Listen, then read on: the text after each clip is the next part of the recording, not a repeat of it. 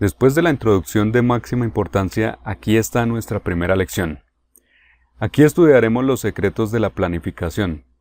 Vamos a estudiar qué distingue al proceso de planificación de los jugadores más fuertes del mundo en comparación con los demás. Examinamos una posición de una partida entre Magnus Carlsen y Fabiano Caruana. Es el turno de las blancas. ¿Qué opinas de esta posición? ¿Cómo jugarías con las blancas? Usualmente este tipo de posiciones parecen demasiado complicadas porque se ven desequilibradas y sin una ruta clara para que cualquiera de los bandos pueda progresar. Es el caso en donde la gente usualmente dice, ¿y ahora qué hago para componer un plan? Pero cuando conoces los dos conceptos fundamentales que enseñamos en la introducción, el proceso de planificación se hace sencillo. Aprendimos que fundamentalmente quieres luchar por una actividad mayor y que debes usar tal actividad para atacar el rey o con más frecuencia los peones del enemigo. En la posición actual, si piensas en el rey enemigo, podrás notar que está completamente fuera de peligro. Se encuentra muy bien protegido por las piezas negras y no hay piezas blancas cerca. Aún así, para muchos jugadores puede ser tentador adelantar la dama a E5 para dar tal vez un jaque después en F5.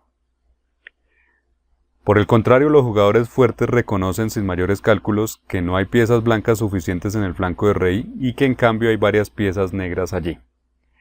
Esto indica que lo más probable es que las blancas no tengan casi posibilidades de desarrollar un ataque por allí.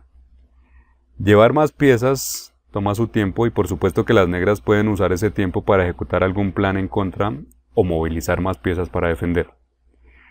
Por lo tanto, un ataque blanco de este tipo simplemente fallaría. Carlsen no tomó el camino de atacar al rey. Su plan fue otro. ¿Cuál crees? Carlsen escogió el escenario 2, atacar los peones débiles del oponente. ¿Cuáles son los peones débiles de las negras aquí?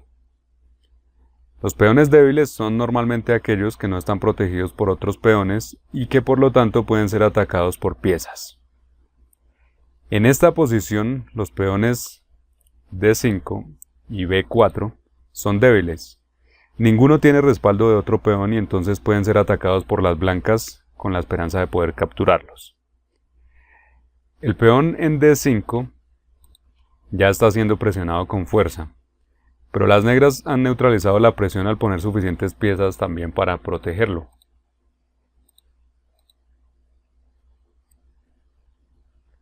Es por eso que las blancas cambian su objetivo de ataque hacia el peón B4. ¿Y cómo pueden realizarlo? Existen dos formas correctas de hacerlo. Una es la forma más directa, con caballo C2. Y es una buena opción. Pero Carlsen escogió otra opción. Jugó torre C1. La idea es poner la torre en C5. En la siguiente jugada expulsando así la dama negra para luego poder capturar el peón en B4. Carlsen escogió esta maniobra porque además la torre en C5 ayuda a aumentar la presión en general. Con esta se presionaría además el peón en D5 y el peón en B4 a la vez. Es así como las blancas escogen el plan más ambicioso para desarrollar su ataque. De nuevo vemos que cuando sabes qué hay que atacar los peones, las cosas se vuelven verdaderamente fáciles. Sigamos con la partida para ver qué sucedió después. Caruana respondió con torre C7. No sabemos en qué estaba pensando, porque entrega un peón sin dar pelea. Es algo extraño, pero fue lo que hizo. Torre por C7, dama por C7, dama por B4. Las blancas tomaron felizmente el peón en B4. Si hubieran preferido tomar el de D5, después de esta secuencia, habrían dejado a las negras la posibilidad de un jaque perpetuo, que se ve aquí. Por eso, la partida se tomó el peón en B4. Y las blancas se quedaron con dos peones pasados muy fuertes en el flanco de dama. El plan ganador de las blancas es muy sencillo en general: poner en marcha estos dos peones para coronar. Mientras tanto, ¿qué deberían hacer las negras? Lógicamente también deberían tratar de avanzar sus peones pasados, que están en el centro. Pero en la realidad es muy difícil lograrlo porque estos dos peones están muy bien bloqueados por las piezas blancas. De nuevo notamos cómo una posición que no es clara para un jugador aficionado luce ganadora para las blancas a los ojos de un jugador fuerte. Este último simplemente comprende el concepto de la planificación. Dama C1, jaque, siguió la partida. Alfil D1, no solo para cubrirse del jaque, sino también para poder proteger el peón B2. Alfil A6, dama D4, abriendo paso al avance del peón. Alfil E2. Por supuesto que las negras tienen que buscar cualquier contrajuego. Rey H2, saliéndose de la clavada. Alfil por D1, caballo por D1, dama C7, jaque, rey G1, dama C1. Otra vez las negras tratan de hacer algo y las blancas simplemente juegan B4. Tan simple como se ve, pero las negras no pueden hacer nada al respecto. Los dos peones van a avanzar. Caruana intenta algo más. E3. Entrega un peón desesperadamente para liberar una casilla para su caballo. F por E3, caballo E4. Y pierde otro peón mientras intenta encerrar al caballo blanco. Dama por D5, caballo D2. Sin embargo, el caballo en D1 no está tan indefenso como parece. Dama F5, jaque, rey H8, dama G4, protege el caballo. Y las blancas tienen claramente dos peones de más. Las negras no pueden hacer nada más. Si quieres ver toda la partida, búscala en los archivos PGN que incluimos en el curso. Las blancas ganaron después de un rato. Su plan ganador es extremadamente fácil. Solo hay que avanzar los dos peones pasados. Este es solo un ejemplo de cómo planifican los jugadores fuertes en el medio juego y cómo tú puedes hacer lo mismo.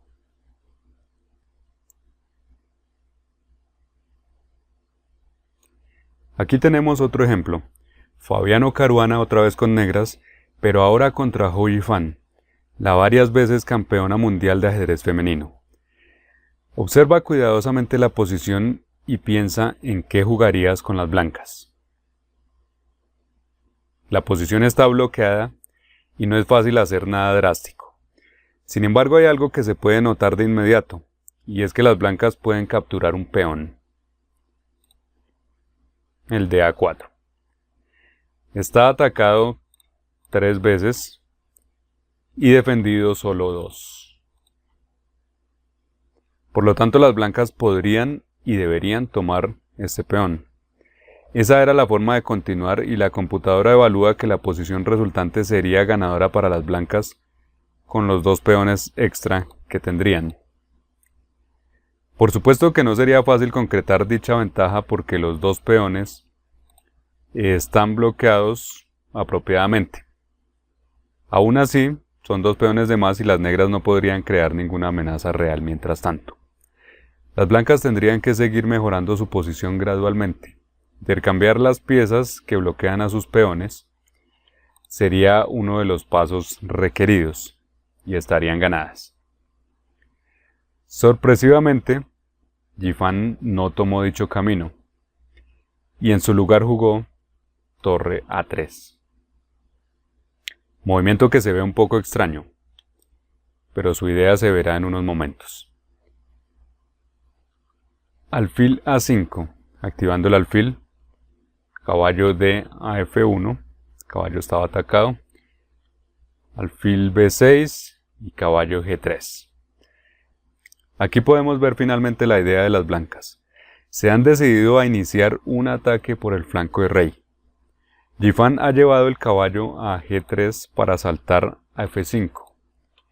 Y el movimiento de la torre tiene por objeto jugar por la tercera fila para llevar la torre también al flanco de rey, tal vez hasta F3 o G3. Tal vez también quiera llevar la dama a H5.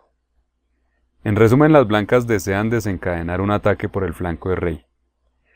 Sin embargo, antes de lanzar un ataque, siempre es necesario que evaluemos de manera objetiva si el plan es realista o no. Analizando esta posición objetivamente podemos decir que las blancas han descartado el sencillo plan de capturar el peón en A4 y se han inclinado por atacar el flanco de rey a pesar de que las negras no tienen allí ninguna debilidad. Es cierto que las blancas pueden llevar más piezas para amenazar al rey negro, pero las negras también pueden movilizar más piezas hacia allí. Es así como Yifan ha escogido un plan muy difícil, donde es muy probable que vaya a sufrir. Veamos cómo continúa la partida. Dama D8. Caruana nota que su rival está llevando más piezas al flanco de rey y entonces se alista a llevar su dama allí para mantener el equilibrio. Caballo E a F5, acercando el caballo que las negras expulsan con G6. El débil peón en D6 no puede capturarse porque el caballo se quedaría allí metido sin poder escapar. Caballo por D6, dama E7. Las blancas insisten con caballo H6, jaque. Rey G7 y dama D2, protegiendo el caballo atacado por el rey negro y preparando jugar torre F3. Sin embargo, las negras tienen su turno y juegan dama H4. No solo es expulsado el caballo, sino que incluso después de caballo G4, las negras van a terminar ganando un peón. Así. Por lo tanto, vemos que el intento de ataque de las blancas ha resultado fallido, y además han perdido un peón. Adicionalmente ha aparecido otro problema. La falta que hace el peón perdido en el flanco de rey ha desestabilizado y debilitado la posición del rey blanco. Ahora las negras pueden avanzar su peón H y crear amenazas, con la posibilidad de aumentar al mismo tiempo la presión sobre el peón E4. En síntesis, las negras tienen ahora un plan claro para continuar, mientras que las blancas tienen que sufrir para encontrar qué hacer. Rey F1, intentando escapar con el rey. Dama H4, con la intención de penetrar en la posición del rey. Rey E2, H5, como decíamos. Rey F1, torre H8. Las negras preparan gradualmente el avance del peón H. Algo para aclarar aquí. Hemos dicho antes que comúnmente es más necesario atacar los peones que atacar el rey. Sin embargo, esto no quiere decir que nunca debas atacar al rey enemigo. En muchas ocasiones hay razones que sustentan este plan y definitivamente hay que hacerlo. Aquí las negras tienen razones suficientes para atacar al rey, dado que la posición del rey blanco se ha debilitado. Sigue torre BA1, dama F6, las negras ya están amenazando jugar H4, torre F3, dama E7. Pasamos rápido por estas jugadas porque básicamente las blancas no tienen mayor cosa por hacer. Caballo E2, caballo B3. Este es un sacrificio temporal porque en realidad ayuda a abrir la columna A. Alfil por B3, A por B3, torre A6, juega Yifan tratando de bloquear la columna. Torre por A6, B por A6, torre A8, torre por A6. Pero después de los intercambios las negras consiguen el peón de todas formas. Y ahora las negras están amenazando jugar torre A1 jaque. G3 se juega para dar una casilla de escape al rey. H4. Se sigue abriendo la posición alrededor del rey blanco. G por H4, dama por H4. Caballo G3, tratando de cubrir. Y aquí está el golpe final. Alfil por F2. No es realmente un sacrificio, puesto que las negras ganan por la fuerza. Dama por F2, dama H3, jaque. Después de unas pocas jugadas las blancas se rinden porque sin importar a dónde vaya su rey, las negras van a seguir cazándolo con la torre, ya sea con torre A1 o torre A2, dependiendo de a dónde vaya el rey. Por ejemplo, si rey G1, torre A1 jaque. La única manera de cubrir esto es con el caballo, pero en tal caso las negras pueden tomar la torre al otro lado. La última parte de esta partida la hemos recorrido rápidamente. Disculpa si no analizamos en detalle. Sin embargo, no era necesario porque no era lo que nos interesaba estudiar. Lo que queríamos ilustrar con este ejemplo era el escenario general de la partida. Estábamos hablando de planificación y lo que veíamos era cómo las blancas escogían el plan equivocado. Yifan quiso atacar por el flanco del rey sin ninguna razón objetiva de peso. Debido a esto, el plan de ataque simplemente falló. De forma metódica, las negras ejecutaron fácilmente su plan sin que las blancas pudieran realizar ningún contrajuego. Esto nos demuestra cuán importante es reconocer cuál es el plan adecuado que debes tomar. Repetimos que observar los peones débiles del oponente y buscar cómo atacarlos es de lo más frecuente. Aquí tenemos nuestro último ejemplo de esta lección. Ahmediyarov con las blancas contra Caruana, nuevamente con las negras. Es el turno de las blancas. Como siempre, examina la posición y piensa por un momento. Luego compara con lo que vemos a continuación. Podemos notar unas cuantas cosas. Lo primero es que el rey negro está un poco expuesto debido a los peones doblados en F6. Al mismo tiempo no hay piezas blancas alrededor y tomaría cierto tiempo llevarlas allí. Por lo tanto puede que no sea muy fácil atacar dicho rey. Esto nos lleva a que más bien debemos pensar en atacar sus peones. Podemos notar unos cuantos peones débiles, aquellos que no tienen protección de ningún otro peón. Realmente las negras tienen muchas debilidades aquí.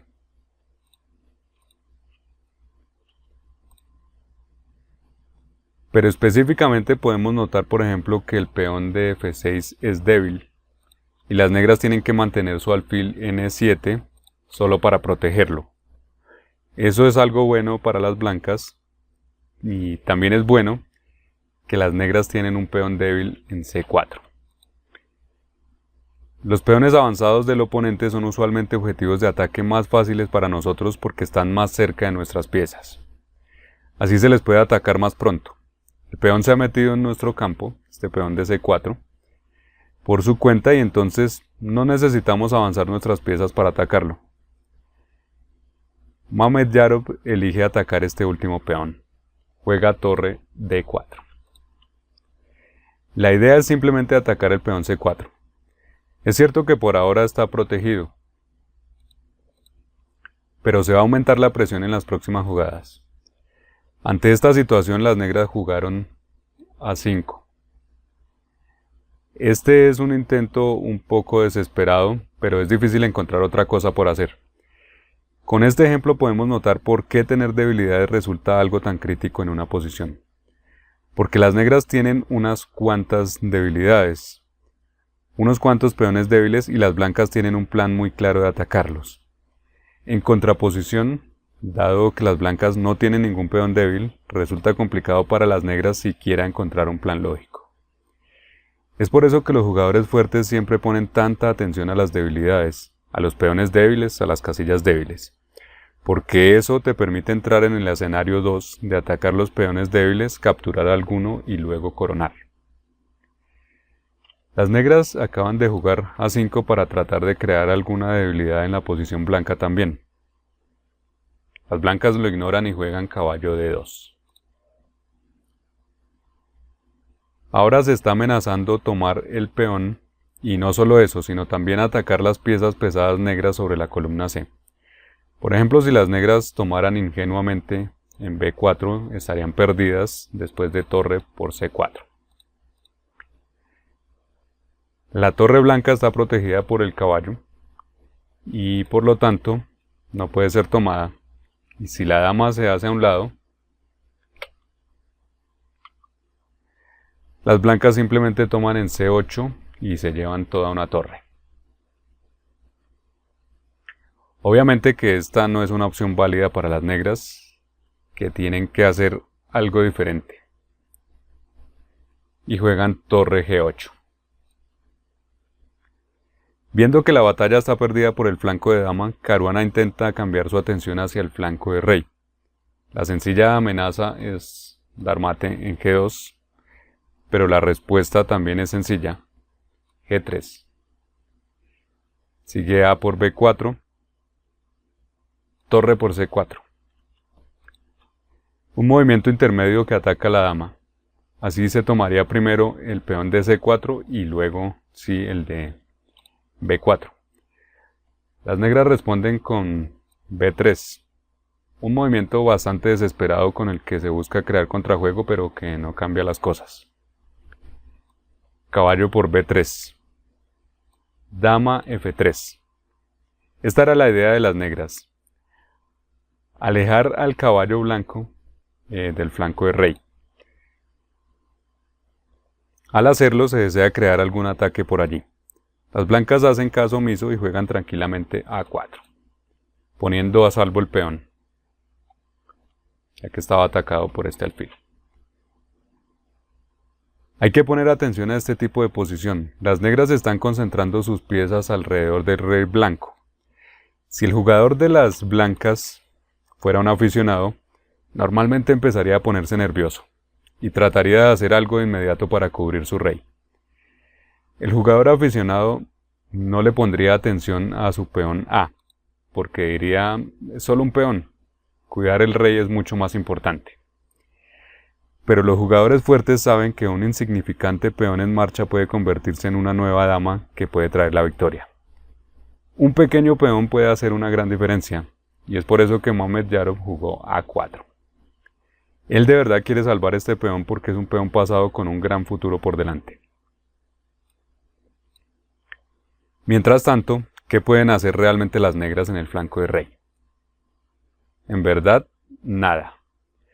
Tal vez podrían sacrificar desesperadamente la torre allí, pero eso no llevaría a nada porque entonces la dama se quedaría sola en el ataque y no habría ninguna opción de mate.